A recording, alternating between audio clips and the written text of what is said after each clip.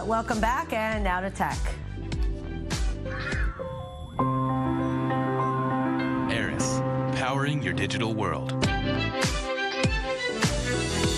All right, today we're talking about the benefits and the latest in solar energy, and joining us live is Dr. Vili Abraham of the Technology Marketing Department of Sapir Academic College. Hello.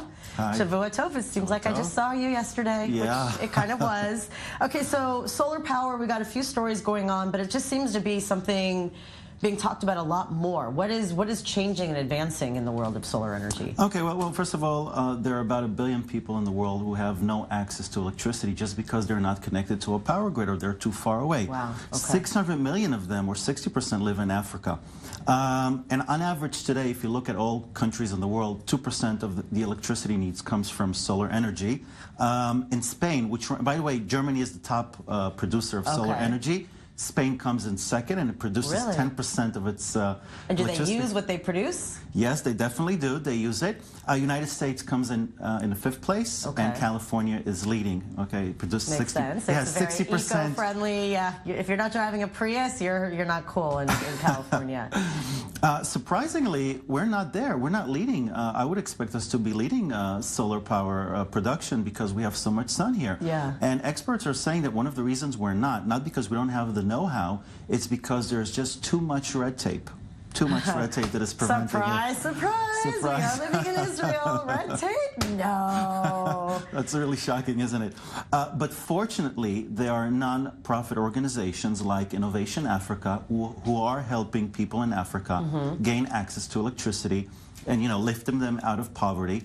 So that's a good thing. And by the way, there are some countries, for example, Costa Rica, they ran 76 days on solar energy, geothermal power, wind power, for 76 days. Wow, like kind of as an experiment with the to see how long. Yeah, they can go? and they did it twice, and there are 5 million people living in Costa Rica. We're a little bit more, but I think we can copy from their model.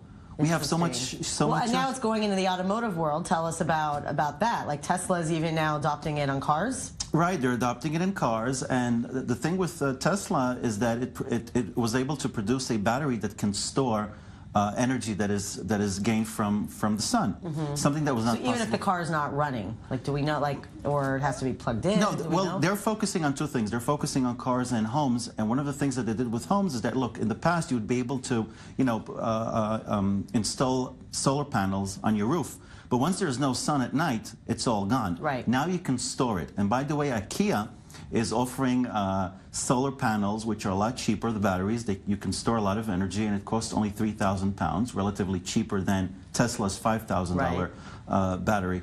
So that's really nice. It's amazing. I mean, the fact that IKEA, of all places, you'd think you'd be hearing from Amazon first, or one of these, obviously they're competing. Giants, but the fact people could just go in and install it themselves? I mean, how does that work? No, you'd have somebody come and install it. They'll come and install it, if you want someone to come install a cabinet, you don't have to try to figure it out yourself. Yeah, and pull one of your the hair reasons out. why consumers would resist solar panels to have them installed on their rooftops, because they weren't really, aesthetic. They weren't really nice. Now, Tesla has come up with really nice panels, so it makes us more attractive. It makes it part of the aerodynamics. Exactly, it's black and it looks really nice. Wow, that's very cool. So do we think, are they talking about kind of the future? Is it kind of being tested with Tesla to see if it's something that's doable with other cars in the future? Is it, or do you know?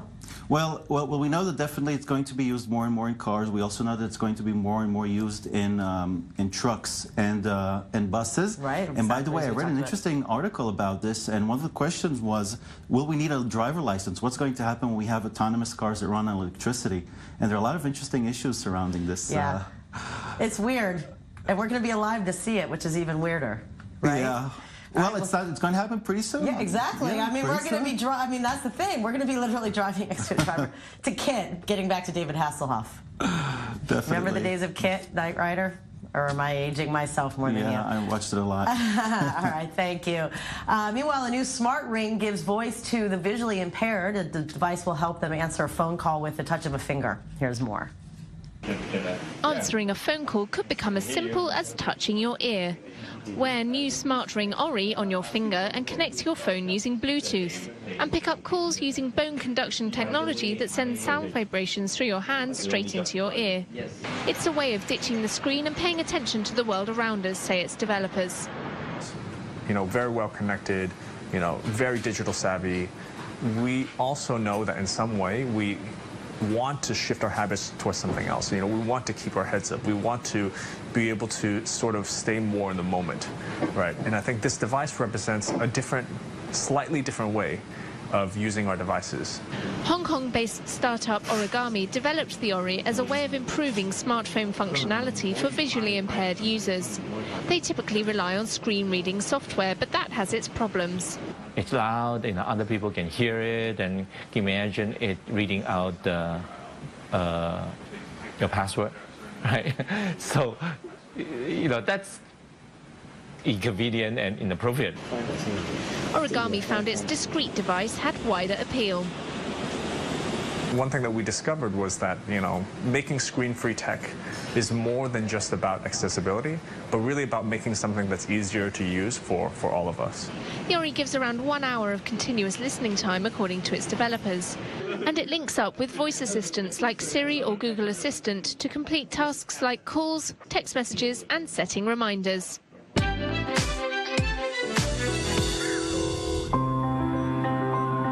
Eris, powering your digital world. All right, coming up next, hip-hop artist and DJ Michael Cohen here live, plus Jay-Z's spoof of Friends, a preview of the second song off his new album, and an inspiring mom and daughter bond that is revolutionizing travel for the disabled. But first, the news.